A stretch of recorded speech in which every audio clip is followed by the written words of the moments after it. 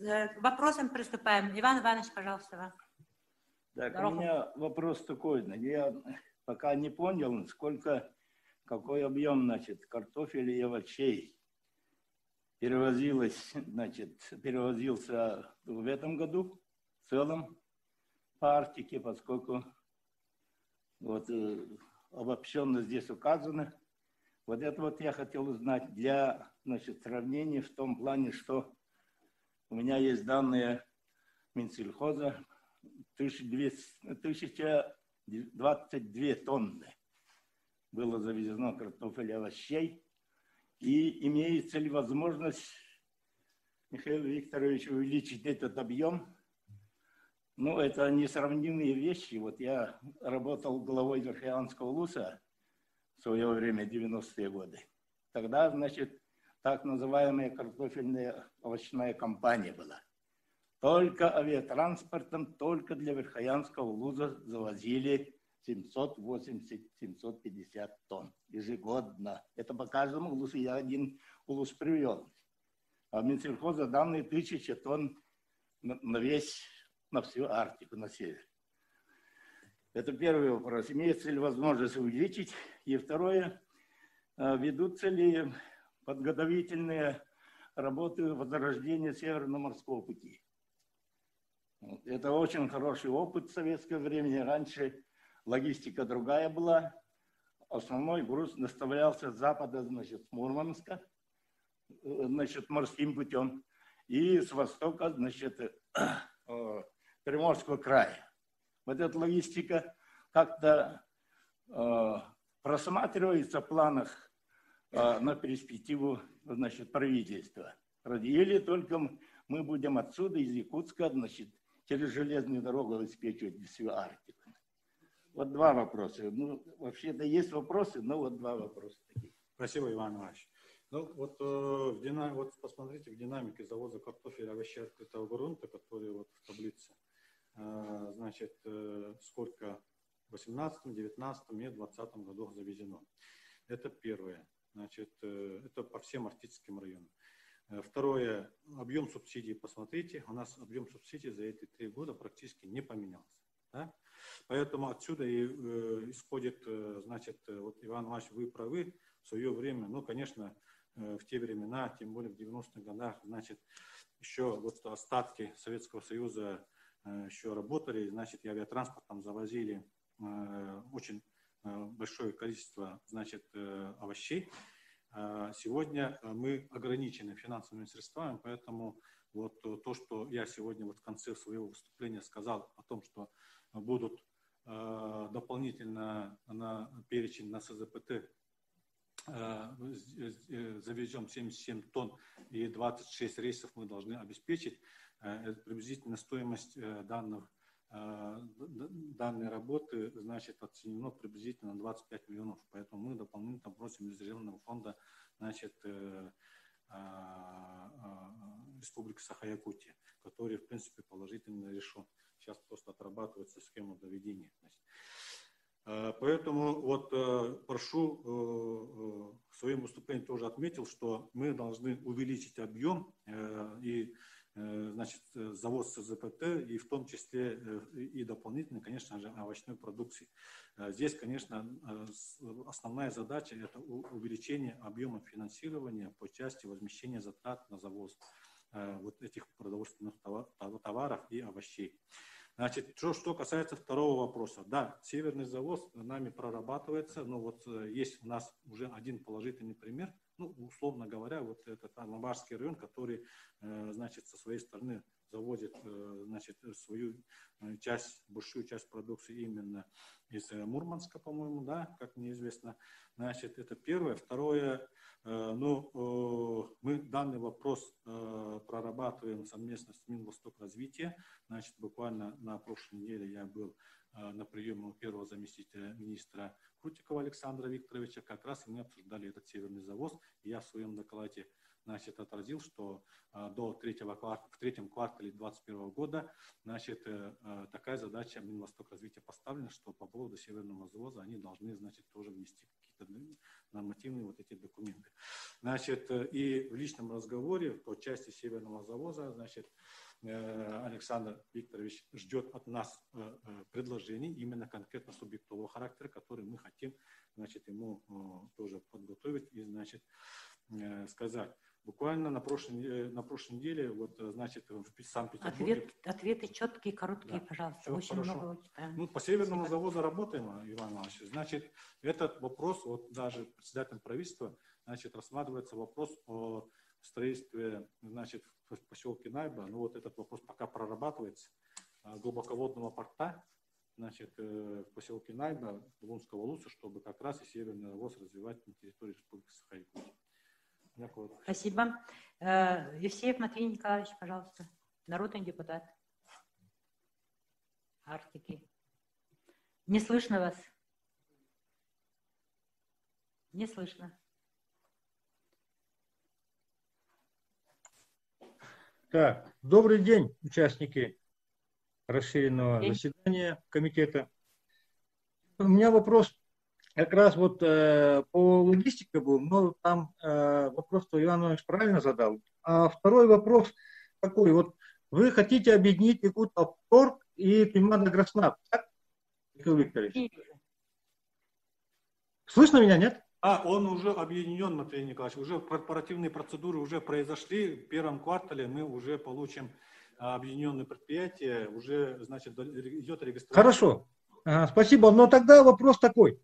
Вот посмотрите,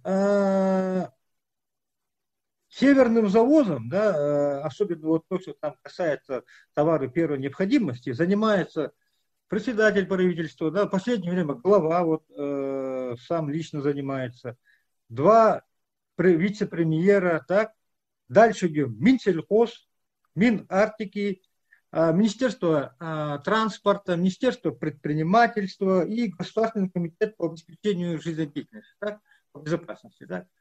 Ну, это получается у 7 нянек, как его там, глаза нет или там слепой, там что-то такое было, не вспомню. Так. Но если вы его вот объединили, структурно, кому она будет подчиняться? Вот что это будет компетенция министерства какого? Сегодня он подчиняется Министерству сельского хозяйства. Ну, я вот считаю, что все-таки, Михаил Викторович, структуру бы пересмотреть заново. Да? Вот вы сами же говорите, что были у Крутикова, так? Министерство вот, Дальнего Востока и Арктики. Так?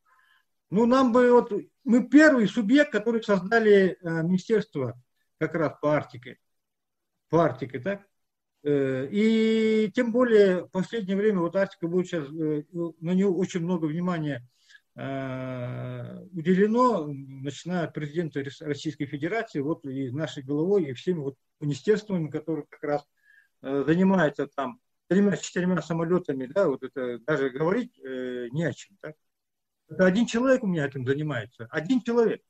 То он там завозит не один самолет, 2 самолета, пересмотреть, Михаил Викторович, и есть Министерство Арктики, вот он бы и занимался вот такими вопросами. Спасибо. Да, спасибо, Матвей Николаевич, за предложение, но мы сегодня этим как раз и занимаемся. С моей стороны, буквально еще в октябре месяце было, значит, письменно направлено предложение о передаче данных полномочий в адрес Министерства Арктики, значит, в адрес председателя правительства. Пока решение по этому поводу не принято. Но считаю, что мы работаем в данном направлении и надеюсь, что рано или поздно это решение будет принято. Спасибо. Ответ еще не вопрос. У меня будет выступление. Потом дадим Матвею Николаевичу. Да, не, я не говорю сейчас, чтобы вы потом там подключили. Спасибо. Ага, обязательно, конечно. Уважаемая Любовь Леонидовна Явловская, народный депутат Арктики. Доброе утро, уважаемые коллеги. Я бы хотела вот обратить внимание на следующий вопрос. В связи с поправками в Конституцию Российской Федерации мы сейчас представляем единую публичную власть. Мною 25 сентября на сессии парламента было предложено протокольное поручение соответствующему профильному комитету отработать вопрос по дополнительным зеленым рейсом, значит, в арктические улусы республики. К сожалению, данное поручение было проигнорировано. И как с одной стороны, со стороны исполнительной власти, так и со стороны, значит, Телтумена практически не было никакого контроля по исполнению данного поручения. Пока общественники, значит, в лице Ульяны Алексеевны Винокуровой не подняли данный вопрос, и этот вопрос, значит, сейчас дошел до президента страны Владимира Владимировича Путина.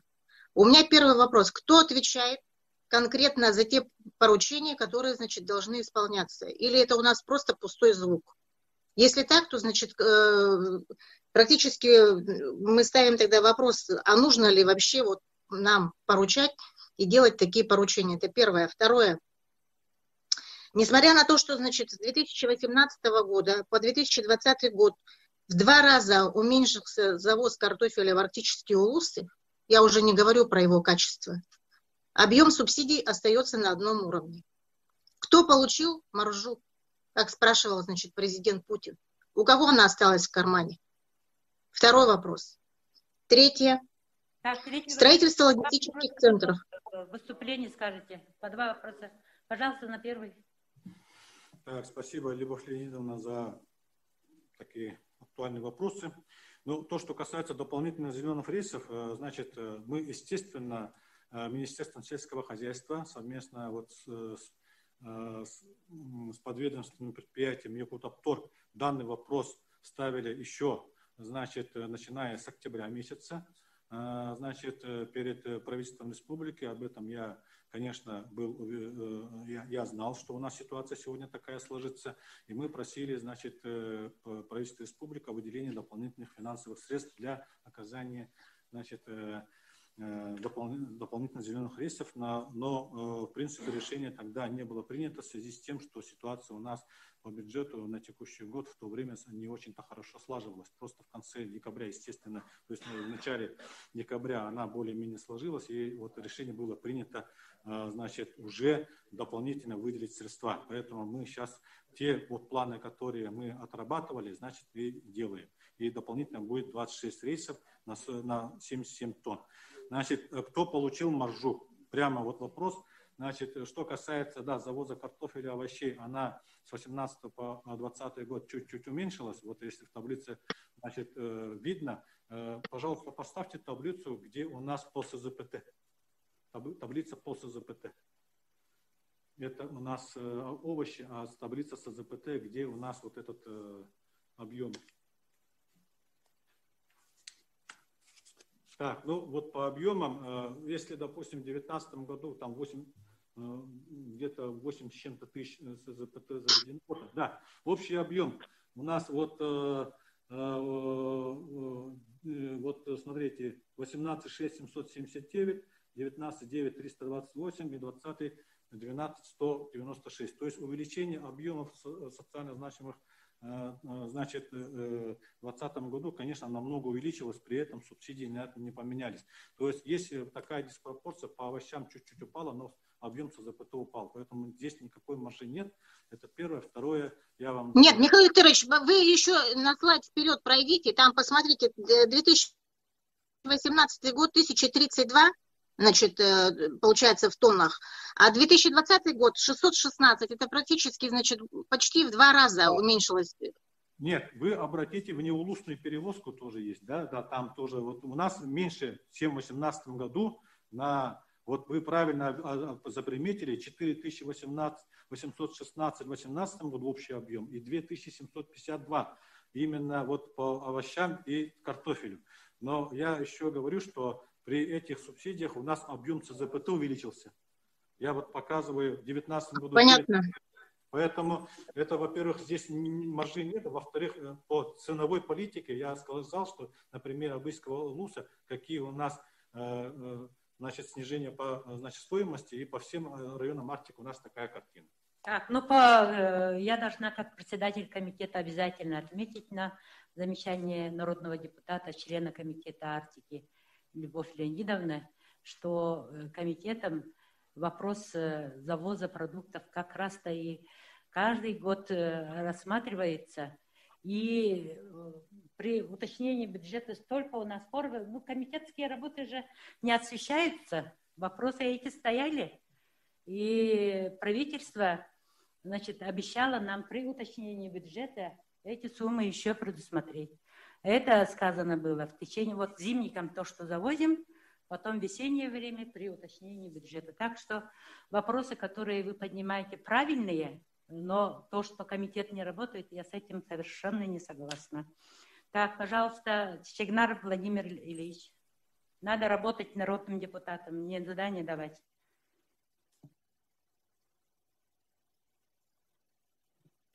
Не слышно? Спасибо, Елена Христофоровна. Сейчас слышно? Да. Ага. Добрый день, уважаемые коллеги, народные депутаты и участники расширенного заседания. У меня конкретный вопрос Михаилу Викторовичу.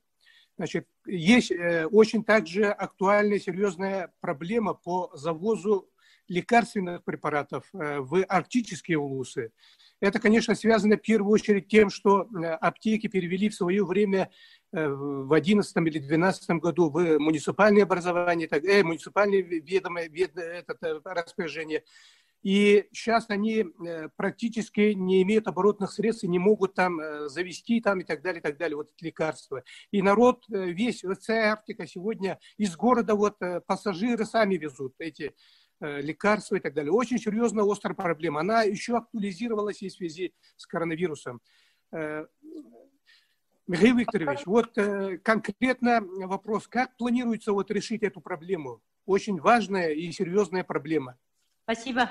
И в плане есть или нет у правительства? Да. Ну, я очень коротко постараюсь тоже здесь ответить, что у нас в обеспечении населения жизненно необходимыми важнейшими лекарственными препаратами обеспечивается 22 организациями, осуществляющими деятельность по продаже лекарственных средств, да, в том числе 8 муниципальных унитарных предприятий, 1 акционерное общество, 7 общества с ограниченным ответственностью и 6 индивидуальных предпринимателей. Но вот здесь я бы хотел бы попросить помочь мне Министерство здравоохранения, кто не присутствует у нас, Минздрав. Есть Министерство здравоохранения? Михаил Викторович, очень кратко я объясню. Да, они ввиду того, что не государственные учреждения, там они под субсидию не подпадают. Поэтому, мне кажется, их перевести надо обратно в государственные. Это, возможно, нет именно по Арктике. И им помочь. Потому что сегодня эта проблема стоит очень остро. Значит, я считаю здесь, ну, государственные эти предприятия частные мы не можем перевести, но у нас есть, значит, предприятия... Муниципальные, я имею в виду муниципальные. Нет, муниципальные здесь, может быть, и не надо делать, но у нас есть предприятие сахафармации, как мне известно, с 100% уставным капиталом. Значит, с 100% уставным капиталом Республики Саха-Якутия, которые как раз и занимаются обеспечением, значит, лекарственных препаратов, да, и можно через него, как у нас Якутов тоже, значит, занимается, почему бы и сахафармацией этим не заниматься? Ну, значит, сахафармацией недостаточно хорошо значит, занимается. Министерству здравоохранения просто надо здесь проработать, и сахафармацию можно, в принципе, Сразу я так понимаю, оператором если надо нет делать. лекарств, значит, плохо. Нет, поэтому там есть очень такая серьезная проблема. Как-то вот эту проблему решить. Вопрос поднимаете, Владимир Ильич. Спасибо. Дальше идем. Игорь Иннокентьевич, народный депутат. Добрый день, участники совещания. Елена Христофоровна, у меня такой вопрос. Мы, правильно я читаю тему, обеспечения населения продовольствием в арктической зоне? А все это взаимосвязано. Мы же рабочей комиссии... Нет, доклад у нас идет по обеспечению 10% продовольствия. Я правильно сказал? То, что госкорпорация обвиняет. Остальное мы не обсуждаем. Неправильно. 90%, которые предприниматели, это вообще... Нет, то есть мы это не обсуждаем.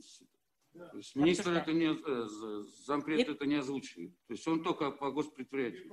Неправильно, конечно, вы это правильно указываете. Спасибо. Так, у меня вот вопрос, Михаил Викторович, да? Ну, конечно, нам хочется, чтобы у нас там и оптовые магазины там с овощехранилищами открывались. Для этого, конечно, хранилища создавать, чтобы интернет туда прошел там в будущем, чтобы они, как и все, пользовались там интернет-доставкой и всем.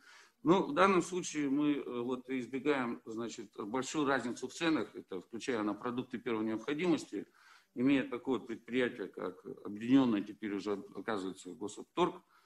Значит, у меня вопрос следующего плана. Вот вы, допустим, общие субсидии, да, там, бюджетные кредиты и госгарантии составляют миллиард в год. Да? Если их увеличить в 2 раза, это позволит ли нам, условно говоря, поднять у них выручку? Сегодня же что происходит? У нас каждый житель этих арктических улусов сидит на ипотеке, ест, условно говоря, хлеб и рыбу, другие продукты не покупает. То есть хватит ли у них потом покупательской способности? Стоит ли нам увеличивать, больше субсидий давать? Да, покупательская способность на прежнем уровне останется. Ну, да, вопрос, конечно, актуальный. Значит, мы как раз и, конечно же, хотим, чтобы увеличить объем поставки социально значимых, ну и расширенного перечня, в принципе, этот вопрос и ставим. И это, соответственно, значит, потребует дополнительных источников именно в части возмещения затрат по транспортным перевозкам. Что касается, значит, бюджетных кредитов, займов и так далее, естественно, в связи с увеличением объема эти же суммы, конечно, должны быть увеличены, но это уже заемные средства, сами понимаете, да? Значит, у нас тут идет возмещение только по части транспортных затрат. Вот, что касается, вот, как вы говорите, там в арктической зоне, ну, зарплата не повышается и так далее, вот, ну, это не тема, как мне кажется, конкретного сейчас вот этого разговора, но это вообще вот общая тема. Нет, большая. Вопрос конкретный, то есть у них покупательской способности хватит, вот эти 12 плюс 8 наименований, да? Что если вы их поставку увеличите, у них покупательской способности хватит купить эти продукты? У них, значит, за счет приобретения объемов именно с части Якутопторга, а не из предпринимателей, здесь, конечно, будет плюсом. Потому что ценовая, значит, политика, которая, ну, сегодня у нас есть, у нас то, что ниже, а у предпринимателей... Конечно, хватит или не хватит? Ну, по крайней мере, за счет перетока, конечно, должно хватить. Ну, вы же и так сейчас 20 наименований возите. Спасибо. Так, следующий вопрос, Игорь Иннокентьевич. Так, Владимир Ябловский, Игорь Иннокентьевич, Иван Иванович. Наслег Верхоянский. Так, с наслега, пожалуйста. Верхоянский вуз. Представьтесь, пожалуйста. Бурсов. Бурсов Виктор. Здравствуйте. Здравствуйте. Меня зовут Виктор Анатольевич Бурцев, являюсь главой Егинского наслега. Нас интересует вопрос, кто ответственен за доставку зеленого рейса до населенных пунктов, а не до райцентра. Потому что в данный момент остро стоит вопрос доставки именно до населенных пунктов. Правильный вопрос. Спасибо. Так, Александр Павлович, пожалуйста.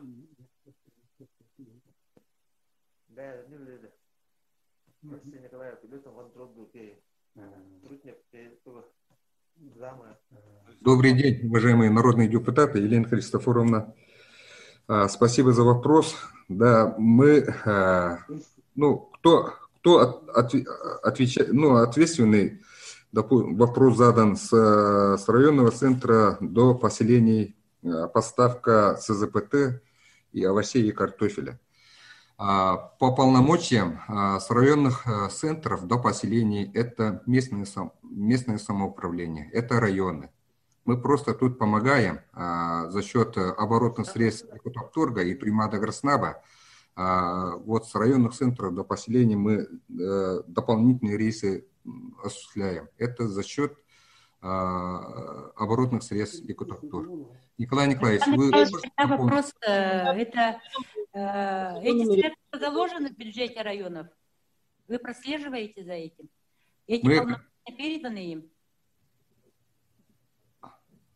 Вопрос не понял.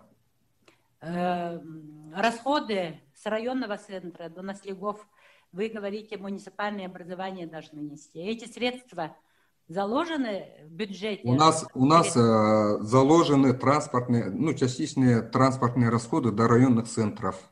Значит, главы районов бедные с трудным бюджетом, поэтому вот у нас сбой дает. Сейчас давайте послушаем Николая Николаевича Алексеева. Отключите, пожалуйста, микрофон. Он сейчас подробно объяснит. Так, коротенько, Николай Николаевич, быстро, мы уже в вопросах сидим сейчас. Подключите Алексеева.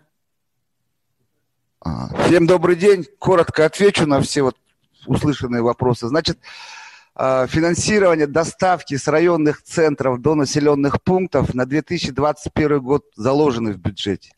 Такой ситуации... Да, спасибо народным депутатам. А в нынешнем году они не были заложены, но вот правительство поддержало. Еще также хотел бы ответить по картофелю. Значит, картофель мы вывозим с Алекминского района. Размер субсидий ежегодно остается один и тот же. Вот то, что депутаты видят динамику внеулусная перевозка картофеля, это всего лишь снижение урожайности картофеля.